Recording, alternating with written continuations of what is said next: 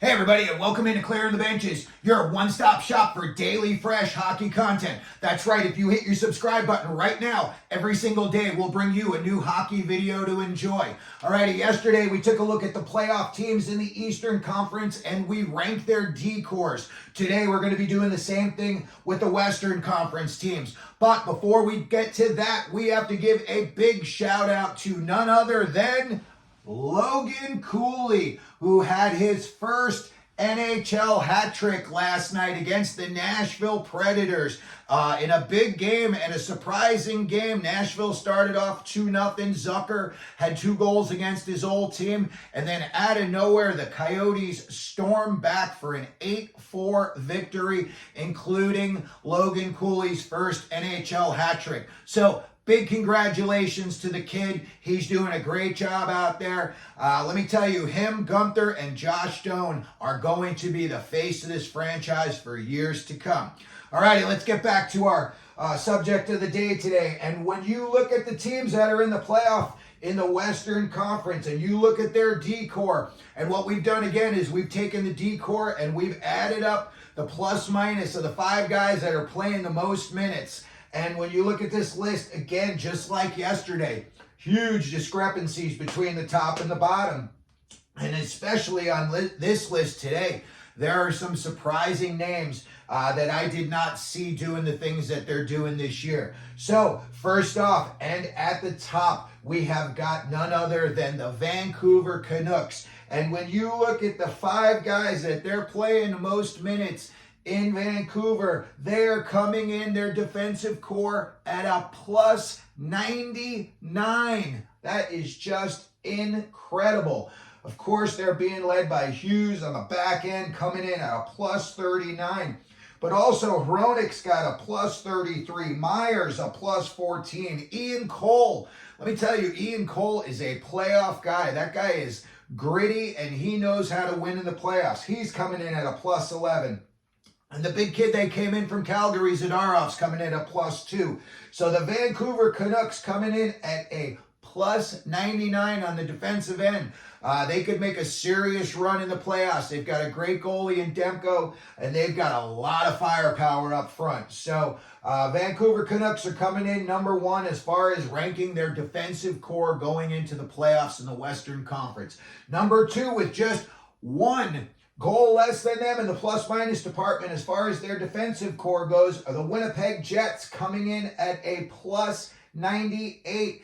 And also you see there Dylan Demelo coming in at a plus 39. Same number as Hughes has got in Vancouver. I mean, considering that these guys are defensemen and they're coming in with these crazy plus-minus numbers, that really tells me that they're responsible in the defensive zone, which is great to see when you see youngsters. I know Demelo's, been around the block a little bit, but seeing Hughes doing in Vancouver really makes me happy. Alrighty, next up, we've got the Dallas Stars. And you look at the 5 guys that they're coming in with.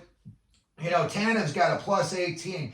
Heiskanen's plus 8. Harley plus 23 to lead the crew. Esselindell plus 13. Suter plus 13. Hakanpää plus 10.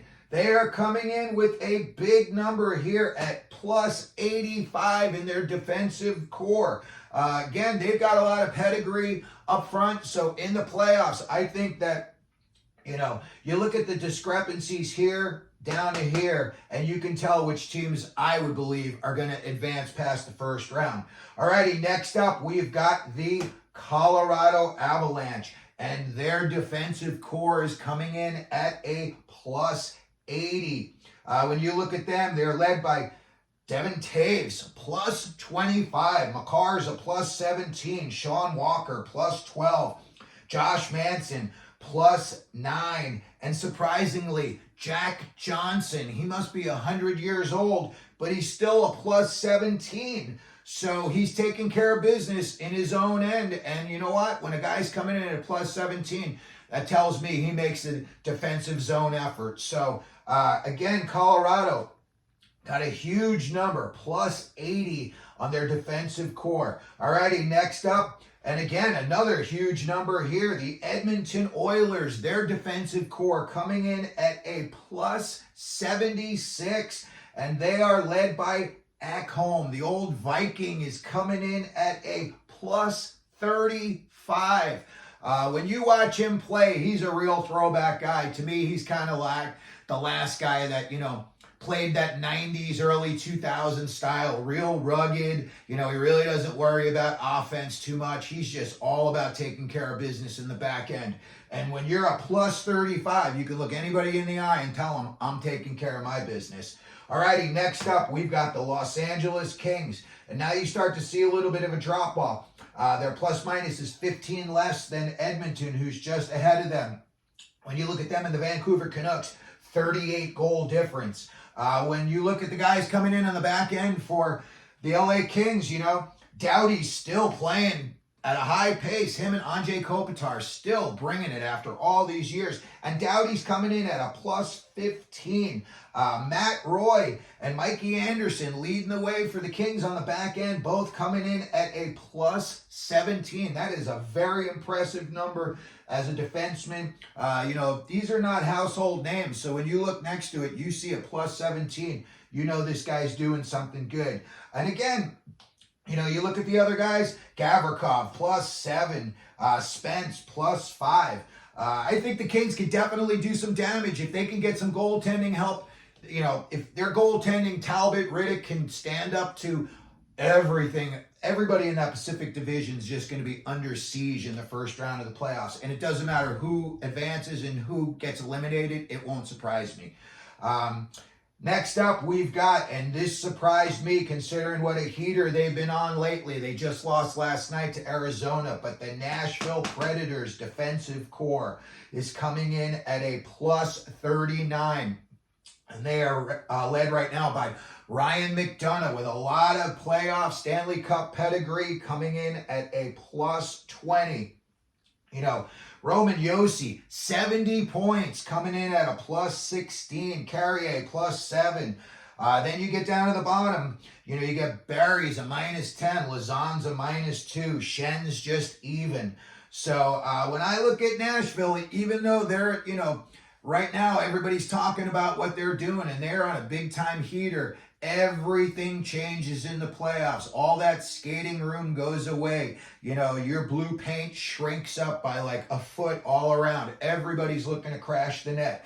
Guys who never, ever in their lives went to the front of the net, all of a sudden are going to become a net front presence in the playoffs. But that's exactly what happens. And as always, we always see some guy come out of nowhere to have an incredible playoff. So I'll be excited to see who it is this year. And then coming in number 8, in the Western Conference, as far as ranking their D-core, and this was a big surprise for me, the Vegas Golden Knights, they've just had the injury bug all over them this year. I think, also they're playing a lot of games. They've been in the playoffs, 6 years, 5 out of the 6 years they've been in, and they've made long runs in 2 of those. So a lot of these guys are getting extra mileage. Not only are you playing regular season games, but maybe, in 3 years you've played upwards of, 45, 50 extra playoff games. And those games are violent and those games take a toll on your body. So when I saw Vegas coming in at a plus 24, and then I looked at their guys, shocked to see Pietrangelo's a minus 5. Hannafin's leading the way, coming in at a plus 19. McNabb's doing really well. He's always been a stay-at-home guy, in my opinion. Always took care of the back end. Coming in at a plus 16. And then you got Haig and Whitecloud, 2 big guys. And surprisingly, both of them have a dash in front of their number. Haig is a minus 2 and Whitecloud is a minus 4. And that brings in the Vegas Golden Knights defensive core at a plus 24. And when you look at Vancouver's coming in at 75 goals better, plus minus differential as far as their defenseman goes. If these 2 teams were to play each other early on, anything could happen in the playoffs. It always does. But some of these numbers kind of dictate that, these teams, even though Nashville's been doing well, Vegas has been doing well, you got to get that plus-minus number up on the back end, especially come playoffs. So that's going to do it for our episode today. Let me know what you think down in the comments section. If you could, please hit the subscribe button, the like button. And as we always do here at Clearing the Benches, let them know you're out there.